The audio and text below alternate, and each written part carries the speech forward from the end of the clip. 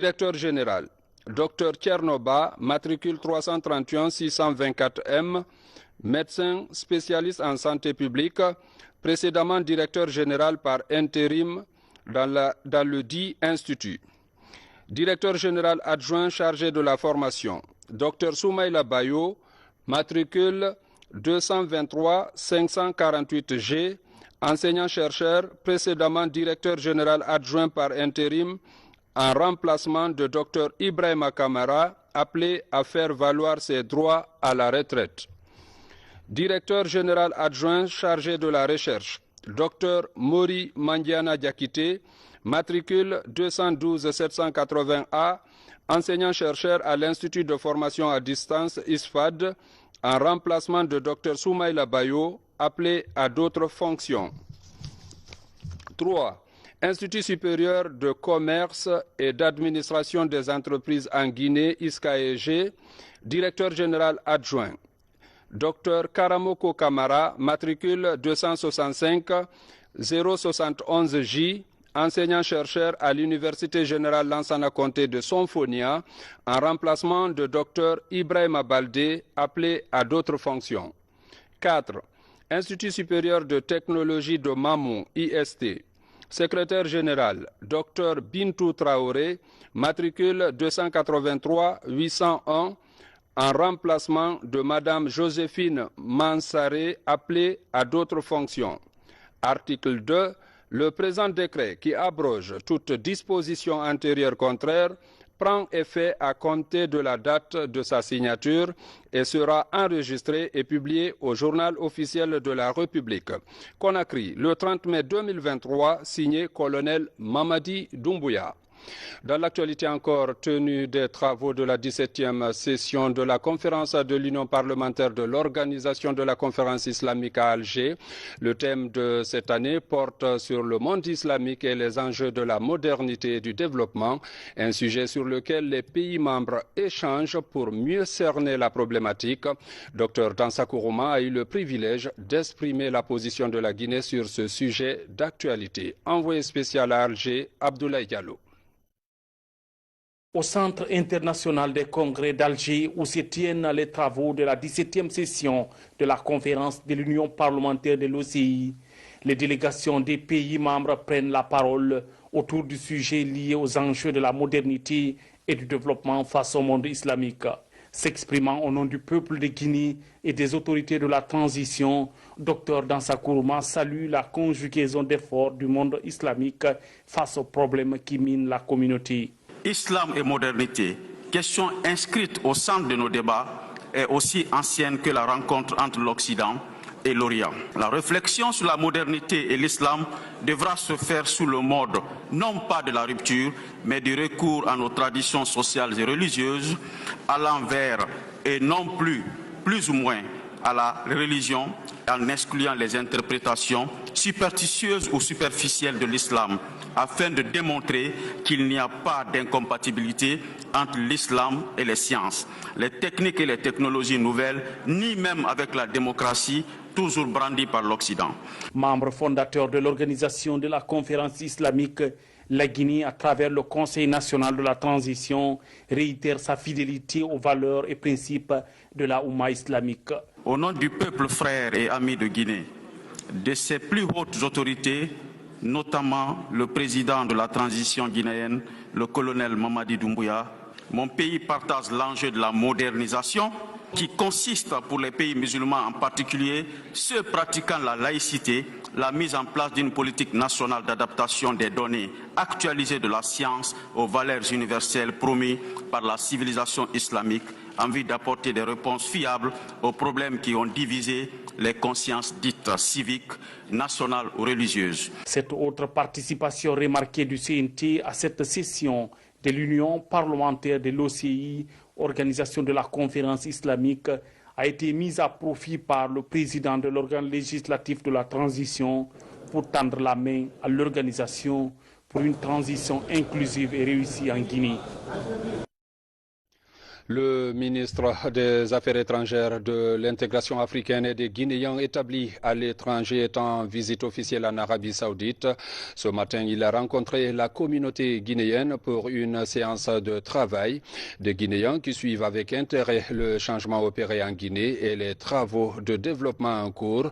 Dr Maurice Sanda Kouyaté leur a transmis le message de salutation du président de la transition, colonel Mamadi Doumbouya. Reportage Makeme Donzo. Une rencontre pleine de courtoisie et de respect mutuel pour passer en revue des dossiers importants. Les deux ministres des Affaires étrangères évoquent des projets en cours et futurs. La Guinée a de grandes ambitions et le ministre Dr Maurice Sanda Kouyaté est à Riyad pour exposer à son homologue saoudien la vision du chef de l'État sur la mise en route de ses projets de développement. Tout ce qui se passe en Guinée est connu de l'Arabie Saoudite et de nos partenaires est hautement apprécié. C'est pourquoi les différents projets qui étaient en souffrance ont été débloqués et il y a beaucoup de projets qui vont commencer, notamment l'appui à l'enseignement supérieur, l'appui qui est déjà arrivé à l'hôpital Donka, l'appui aux écoles professionnelles et puis l'appui à la sécurité alimentaire et puis surtout l'appui à la diplomatie. Le chef de la diplomatie guinéenne s'est également entretenu avec le président du conseil des directeurs du Fonds saoudien pour le développement. Là aussi, il était question de faire le point sur les projets communs en cours et de réactualiser ceux en souffrance, mais aussi d'aborder de nouvelles perspectives de collaboration, notamment la mise en œuvre du programme cadre d'appui à la diplomatie économique, PRODEIC. J'ai remercié le Fonds saoudien pour leur intervention depuis l'arrivée le 5 septembre du CNRD et j'ai été ravi de voir qu'il y a une diversification de leur intervention, notamment au niveau des populations à la base avec les fourrages. Au ministère des Affaires étrangères d'Arabie Saoudite et au Fonds saoudien pour le développement, les responsables expriment clairement leur soutien à la transition guinéenne. Cela passe par l'identification et le financement du projet porteur. Comme vous venez de le constater, cet élément a été consacré au renforcement de la coopération avec l'Arabie Saoudite. Parlons toujours de coopération avec ce voyage d'études à Abidjan de la ministre du Plan et de la Coopération internationale. La Guinée veut s'inspirer du modèle ivoirien pour réussir le 4e recensement général de la population et de l'habitation. Les échanges ont porté sur l'ensemble des aspects qui ont favorisé le succès de cette opération en Côte d'Ivoire.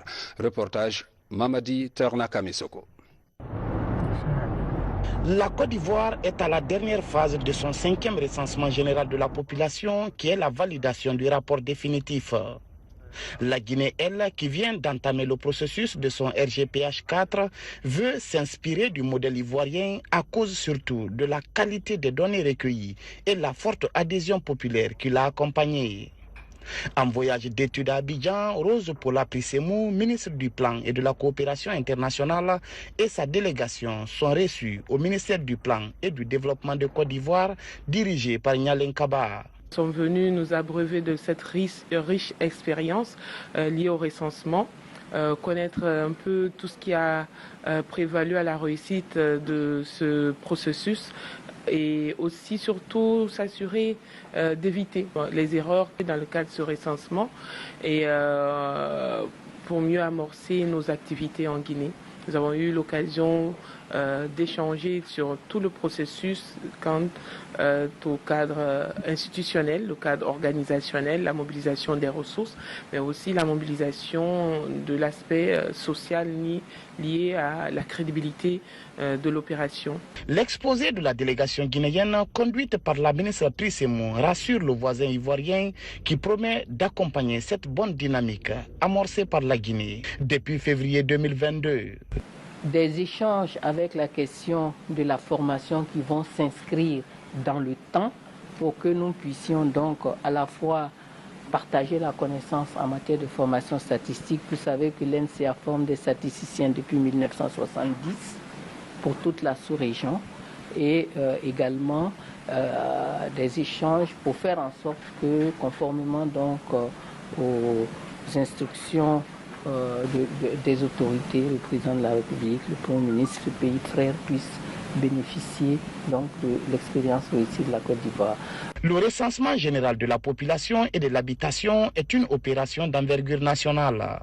C'est pourquoi le ministère du Plan et de la Coopération internationale de Guinée, à travers l'Institut national de la statistique, privilégie le partage d'expériences avec d'autres pays en vue de conférer à cet événement tout le succès attendu.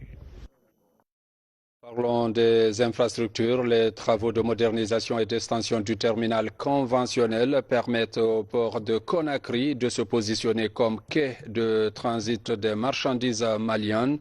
Un bel élan de coopération salué au cours d'un dîner gala par les opérateurs économiques et autorités de la République du Mali. Fodé Camara. Fruit du partenariat public-privé, la concession du terminal conventionnel du port de Conakry a permis d'ouvrir de vastes chantiers d'extension et de modernisation. Des engagements contractuels qui ont facilité l'application de la politique de zéro licenciement avec des mesures d'accompagnement pour motiver les meilleurs travailleurs pour plus de performances. En peu de temps, le port de Conakry est devenu le port le plus performant de la sous-région. Donc ce n'est pas nous qui le disons, c'est la Banque mondiale qui a annoncé ça il y a quelques mois. Cette réussite, on la doit à tous ces invités qu'on a ici sur place ce soir. Et on va continuer à progresser dans ce sens. En cette année 2023, le pacte est renouvelé pour la poursuite des efforts visant à réduire de façon drastique le temps d'escale des navires. Aujourd'hui, des grues de quai et autres équipements de manutention viennent améliorer les capacités de traitement des marchandises, sans oublier d'autres efforts de compétitivité. Le ministère du Transport se réjouit donc des investissements majeurs consentis par les concessionnaires portuaires, en particulier à Port-Conakry, à travers des résultats tangibles qu'on peut citer entre autres la réhabilitation et la reconstruction des quais, l'éclairage public du port. L'ouverture de la pénétrante routière de 4 km contribue à réduire les embouteillages pour désengorger la presqu'île de Kaloum par la régulation des va-et-vient des camions. Ces efforts de fluidité permettent de capter le trafic malien. C'est grâce à la volonté politique des chefs d'État, des deux chefs d'État de la Guinée et du Mali, que Alport a établi un lien entre le Mali et le reste du monde. Et c'est à travers ce lien que nous avons pu écouler vraiment nos marchandises à l'extérieur. Et on vient de dire aujourd'hui que c'est l'un des ports les plus performants de l'Afrique. Ça, je ne m'en doutais pas. Profiter de l'avantage de compétitivité lié à la proximité par la réduction des délais de livraison et la feuille de route des autorités. L'enjeu est de lever tous les blocages pour que le port de Conakry continue de façon durable à être la porte d'entrée et de sortie des marchandises en provenance ou à destination du Mali. À l'aéroport international Ahmed Sékou Touré de Conakry également, la Sogéac améliore les services à l'endroit des passagers. Des outils numériques sont en train d'être installés. Le niveau de connexion est aussi amélioré. Reportage Marwan Kamara. L'aéroport international Ahmed Sékou Touré de Conakry, désormais couvert par du Wi-Fi gratuit haut débit. C'est un accompagnement de la société de gestion et d'exploitation de l'aéroport de Conakry, Sogéac, en partenariat avec l'Agence nationale du service universel des télécommunications et du numérique. C'est pour répondre aux besoins des connectivités des passagers et les travailleurs. Aujourd'hui, l'accès à Internet est devenu, je pourrais dire même une question de droits humains, hein, l'accès au numérique. C'est pour cela qu'il est très important que la vitrine de la Guinée, qui est l'aéroport international Ahmed Sékou Touré, se dote d'un Wi-Fi. Mais au-delà des passagers, ce que j'aimerais rappeler, parce que c'est le côté passager que les gens voient, ce qui est très important, le Wi-Fi permettra aussi de booster les affaires au sein de notre plateforme. Cette connexion au Wi-Fi gratuit est accessible quelle que soit la zone où se trouve sur la plateforme aéroportuaire. C'est de promouvoir l'accès aux services de télécommunications et de numérique, de promouvoir l'accessibilité à un minimum de capacité Internet pour la communauté. Nous collaborons beaucoup avec les entités publiques, dont la SOGEAG. Donc ils avaient ça dans leur plan d'action et nous aussi on avait dans notre plan d'action la fourniture d'accès universel à la vitrine de la République de la Guinée, qui est l'aéroport international de Conakry. Le processus pour accéder à ce réseau est simple. Les passagers devront juste accepter les conditions de navigation qui apparaissent sur leur écran et insérer leur adresse mail pour un accès direct sans mot de passe ni logiciel à télécharger. Au sud du pays, précisément à Beila, le ministre de la Justice a prêté une oreille attentive aux difficultés des populations. Là-bas, à plus de 900 km de Conakry, entre autres contraintes évoquées, le retard dans l'exécution des travaux des infrastructures allouées à la préfecture pendant la fête tournante de l'indépendance de 2012. À cela s'ajoute le chantier du palais de la justice dont les travaux ont démarré en 2018. Partout, le constat est alarmant et le garde des Sceaux promet une réponse judiciaire si la piste de détournement des fonds publics est avérée. Mohamed Saliou Bangoura, Tierno Younoussaba. Le passage du ministre de la Justice est perçu comme une réponse au problème de Beila. Lors des meetings, la population a évoqué le retard dans la construction des infrastructures sociales de base. Ici, les chantiers ouverts à l'occasion de la fête tournante en 2012 restent encore inachevés. Tenez, la plupart des paiements sont exécutés à 90% contre 35% seulement de taux de réalisation dans la plupart des cas. Les chantiers de la gendarmerie, du marché ou encore du logement du préfet sont illustratifs. Il y a le stade de proximité qu'on avait attribué à Beila. On n'a même pas vu l'entrepreneur, à plus forte raison, la réalisation. Donc, et ces entrepreneurs ont reçu de l'argent. Et nous avons des preuves. Ils ont reçu les 90%. Il y a eu des avenants aussi où ils ont reçu 70 à 80% également. Nous avons été à Conakry, nous avons remonté des informations, mais il n'y a pas eu de suite. Un mémorandum est remis au ministre. Au vu des pièces, il est demandé au procureur général près la cour d'appel de Cancan d'ouvrir des enquêtes. Les entreprises contractantes devront s'expliquer. Il y avait des infrastructures de l'État qui étaient censées réaliser. Mais il se trouve très malheureusement, quand vous interrogez du point de vue géographique l'implantation des lieux de ces projets-là, mais ce sont des éléphants blancs, des bâtiments inachevés, des bâtiments qu'on commence avec le bruit de croisière, mais en cours de chemin, le chantier garde un silence inquiétant. Parce que tout simplement, les roues qui sont les fonds de l'État ont été purement et simplement détournés. Les voiries qui ont été financées, où sont passés ces montants-là? Donc nous, notre rôle, c'est de faire en sorte que les gens puissent répondre de leurs faits quand c'est établi. En attendant la relance des travaux, la population de Beila devra prendre son mal en patience. Dans le secteur des télécommunications, les différentes directions ont reçu ce lundi leur contrat de performance. C'est pour améliorer la qualité des services des télécommunications. Un suivi régulier est annoncé pour l'atteinte des objectifs fixés. Mamadou Saliouba. Dans le secteur des télécommunications, une nouvelle dynamique est lancée. Le défi est d'améliorer la qualité des services. Devant le premier responsable du département, les directeurs se succèdent pour s'engager à honorer les objectifs assignés à leur service. Il y a des objectifs qui sont définis. Donc des objectifs généraux de réforme mais aussi spécifiques que nous allons devoir mettre en œuvre dans le cadre de ces objectifs qui sont assignés. Et pour ce faire, on a donc des revues trimestrielles qui seront donc évaluées. En ce qui concerne la Direction nationale des télécoms, nous avons une mission de développement des infrastructures et de réforme du secteur dans le cadre réglementaire et de régulation. Secteur transversal, les télécommunications sont à mutation au fil de la révolution technologique. Mais les consommateurs sont de plus en plus exigeants.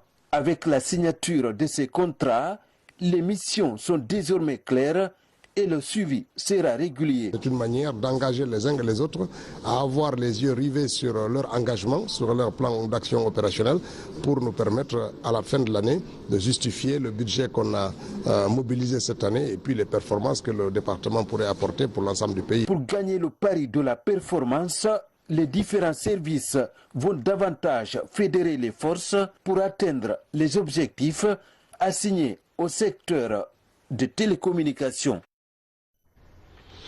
À l'industrie, l'heure est au suivi évaluation dans les unités de production.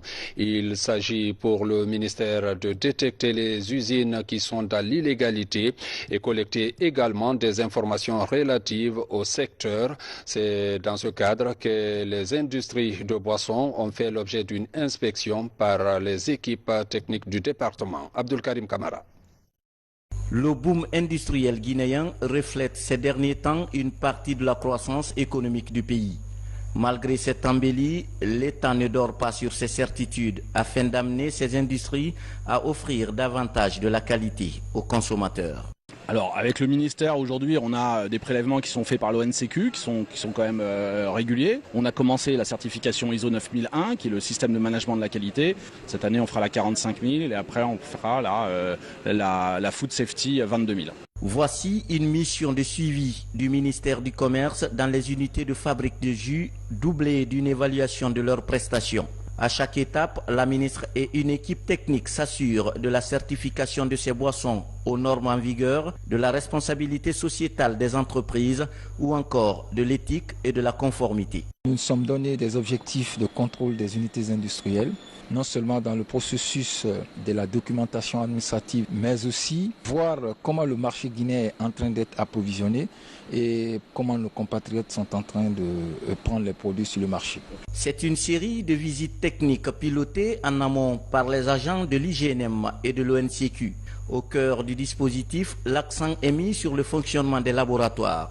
Après une journée de contrôle, le constat est mitigé. Constat général, les entreprises ont des difficultés de mettre en place les centres de traitement d'eau usée parce que ça coûte cher, mais on les encourage à traiter quand même l'eau pour que ça ne soit pas nuisible pour l'environnement et pour la population. Certaines de ces unités ont émis le souhait de voir le ministère du Commerce mettre fin à la concurrence déloyale. Partout, les équipes techniques ont pris des échantillons de jus pour des fins d'analyse dans les laboratoires de l'Office de contrôle de qualité.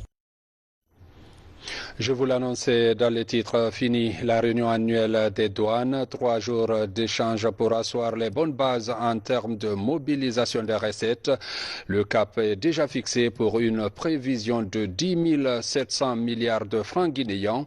Une occasion pour la Direction générale des douanes de situer ses différentes structures sur les objectifs de collecte de ressources financières pour les caisses de l'État. Reportage Mohamed Seyarsouma.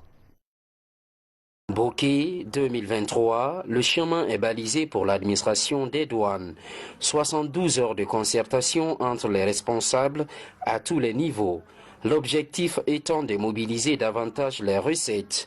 Le rapport final indique des résolutions et recommandations. Vu la loi de finances initiale qui assigne à la douane la mobilisation de 10 763 milliards 993 millions francs guinéens au titre des prévisions des recettes budgétaires de l'année 2023, adopte 1. Le plan d'action 2023, 2. La répartition des prévisions de recettes par unité pour l'exercice 2023, recommande 21 actions pour l'amélioration de l'efficacité de l'administration douanière. Il est également recommandé, entre autres, la dématérialisation des procédures, la lutte contre la fraude et la sécurisation des frontières. Un devoir pour les soldats de l'économie, chacun est mis devant ses responsabilités. Cette année encore, faire des projections réalistes, la répartition des quotas et prendre de nouvelles mesures en vue d'atteindre ces prévisions des recettes, voire les dépasser. merci à M. le directeur général des douanes pour avoir choisi Bokeh.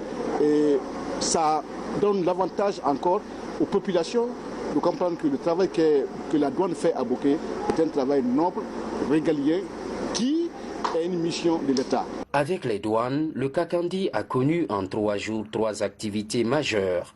La célébration de la Journée internationale des douanes, la pose de la première pierre de la direction régionale de Bokeh et la réunion annuelle des douanes.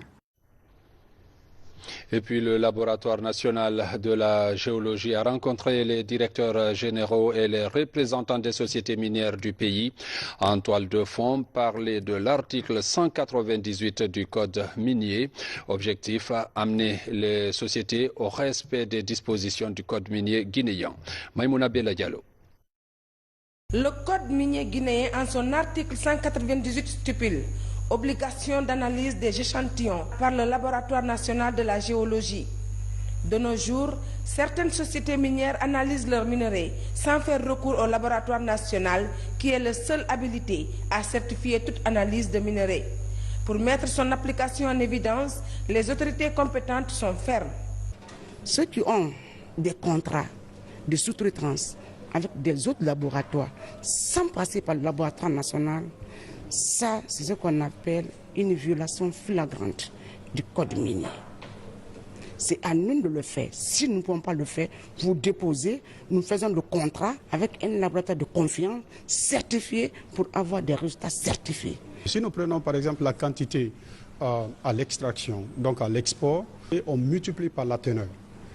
Et cette teneur est multipliée par une taxe qui est de 0,75%. Et c'est multiplié par LME. Alors, dans cette formule, si vous prenez la teneur c'est donné par les sociétés. Et plus cette teneur elle est faible, plus la taxe minière elle est faible. Donc, les sociétés n'ont pas intérêt pour dire à la Guinée la teneur est élevée. Selon le secrétaire général du ministère des Mines, l'application de l'article 198 du code minier va permettre à l'État guinéen, dans un premier temps, d'avoir un contrôle en termes de qualité des ressources. On va essayer dans un futur très proche de travailler individuellement avec chaque entité, que ce soit des compagnies qui ont leur propre laboratoire ou bien des compagnies qui sont des sous-traitants qui ont des laboratoires, pour définir le cadre de travail et de collaboration avec le ministère des Mines et spécialement avec le laboratoire national. Le ministère des Mines et de la Géologie projette la construction d'un laboratoire national de géologie de standing international à Koya. Cette infrastructure devra permettre à l'État guinéen de mieux gérer cette activité et engranger des bénéfices. Dans l'actualité, toujours lutte contre l'immigration, les mères de famille de la commune rurale de Bokeh sont désormais déterminés à jouer leur partition à travers les causeries éducatives organisées par les agents du ministère de la promotion féminine. Ces mamans ont cerné les enjeux liés à ces voyages incertains qui coûtent souvent la vie aux jeunes. Younousa Tawel Kamara. Ces dernières années, nombreux sont les jeunes qui meurent en tentant de traverser la Méditerranée pour se rendre en Europe.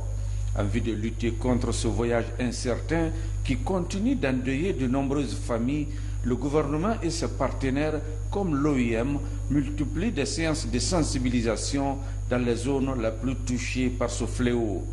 Ici à Bokeh, face aux mères de famille, les agents sensibilisateurs explique les conséquences liées à l'immigration irrégulière.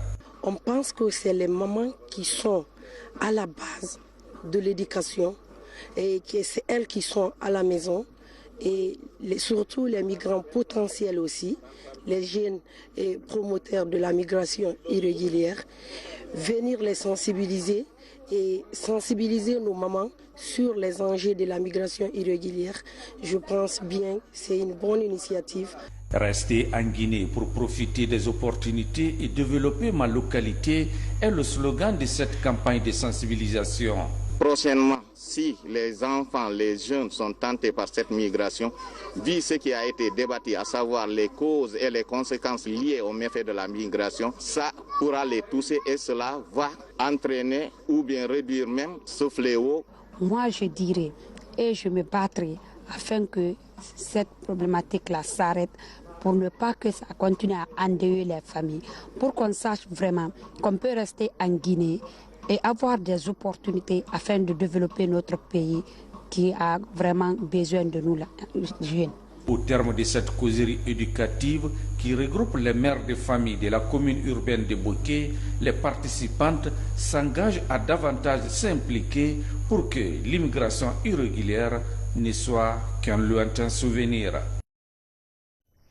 À Kankan aussi, le phénomène de la migration irrégulière est aussi une préoccupation. Le sujet a fait l'objet d'un débat, une consultation sur les indicateurs initiés par l'OIM en vue de lutter contre la migration irrégulière dans la localité. Reportage Elhadj Fodé Bangali Fofana. Le triste phénomène de migration irrégulière, une situation qui continue de préoccuper les différents acteurs dans notre pays.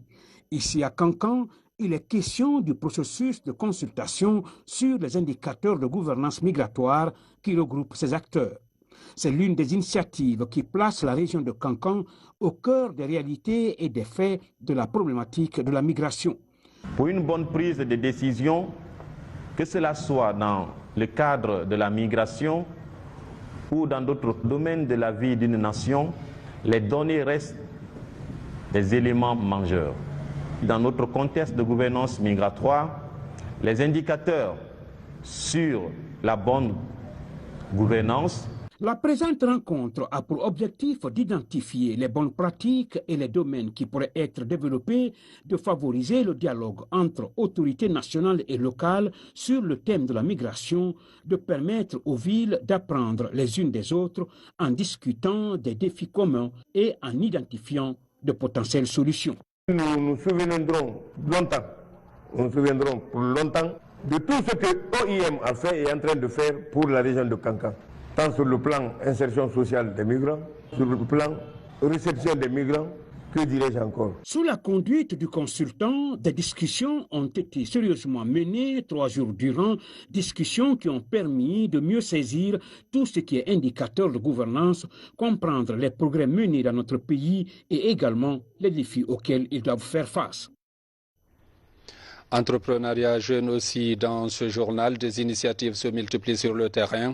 Une session spéciale sur la communication numérique, le management et le marketing digital a été organisée à l'intention de 500 jeunes. Reportage Aboubakar Diaby.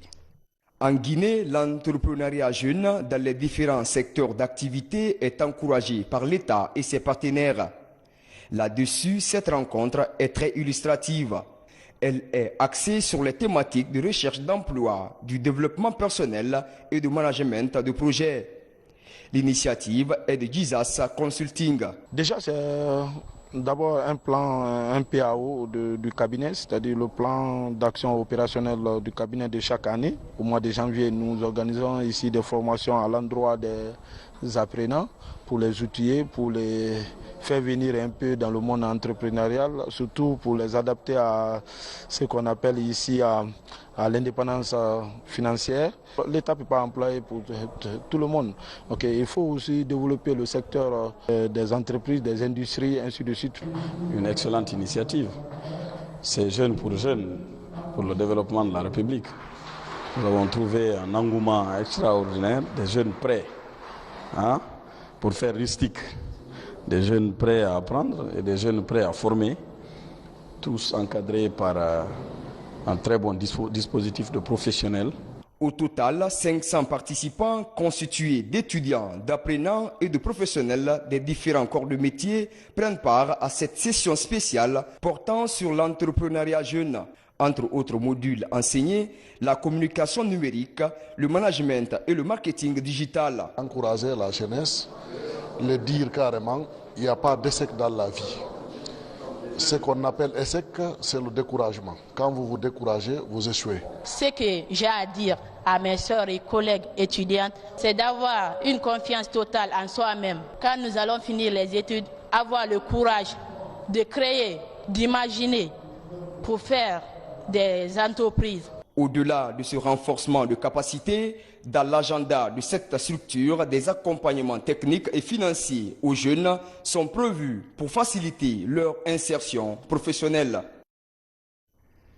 Revue à mi-parcours du projet économie verte piloté par Enabel.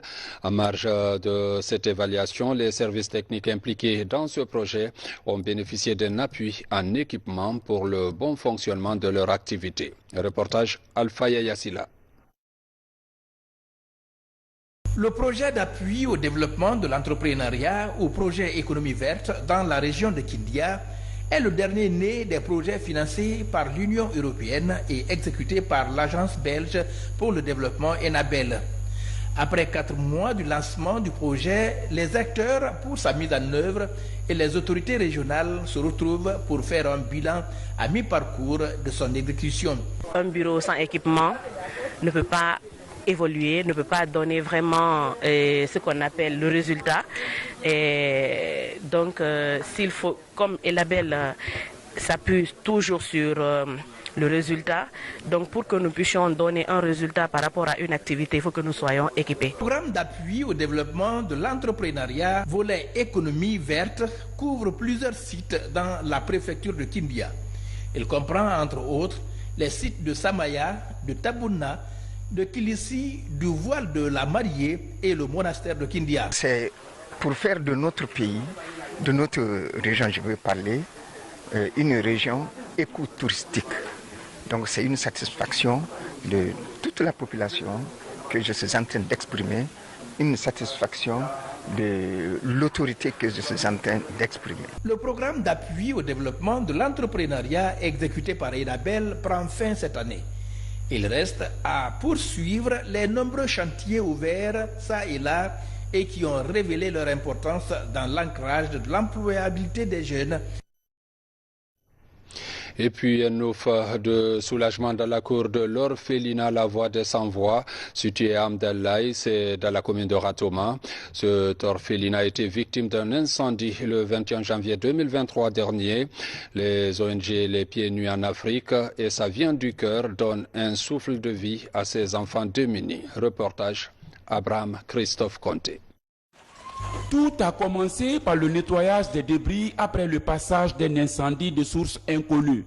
Ces membres des ONG Les Pieds Nus en Afrique et Ça vient du cœur s'activent pour donner de l'espoir à cet orphelinat appelé La Voix des Sans-Voix ici à Amdallaï dans la commune de Ratoma. Un orphelinat victime d'un incendie où tout est parti en fumée le 21 janvier 2023. Après ce geste noble, cette même ONG humanitaire a réuni tous les enfants de l'orphelinat pour leur offrir des paires de chaussures en guise de solidarité envers les tout-petits. C'est vraiment nécessaire que chacun joue un rôle en voyant son compatriote dans la nécessité et pour pouvoir non seulement continuer à renforcer la fraternité qui nous a toujours soudés en tant que Guinéens, mais faire passer ça à la nouvelle génération. Je ne le fais pas pour moi, je le fais pour ma famille et pour mes enfants, pour qu'ils puissent être inspirés de ce que nos ancêtres nous ont légué. Après l'orphelinat La Voix des Sans-Voix, les membres de l'ONG se sont aussi rendus dans la commune de Matam pour donner un nouveau sourire à d'autres enfants. Ici également, les enfants de tout âge reçoivent les paires de chaussures. Ce geste humanitaire des ONG, Les Pieds Nus en Afrique et Ça vient du cœur, devrait permettre de donner aux personnes vulnérables la joie de vivre dans la société. Je suis à plus d'un titre contente. Cette action va à l'endroit des tout-petits. Que Dieu leur accorde tout ce qu'ils désirent dans leur vie courante. Offrir un cadeau à un enfant, dis-toi que tu n'as pas touché un seul enfant, mais tu as touché toute la famille, les parents qui sont là. Avec cette action des ONG Les Pieds Nus en Afrique et Ça vient du cœur, ils sont à leur 3e action en Guinée. Résidant tous aux États-Unis, cette démarche s'inscrit dans la logique d'une aide humanitaire. Des gestes à encourager en faveur des démunis. Cet élément met fin à cette édition, mesdames, messieurs. Merci de l'avoir suivi et bonne suite de programme sur la RTG.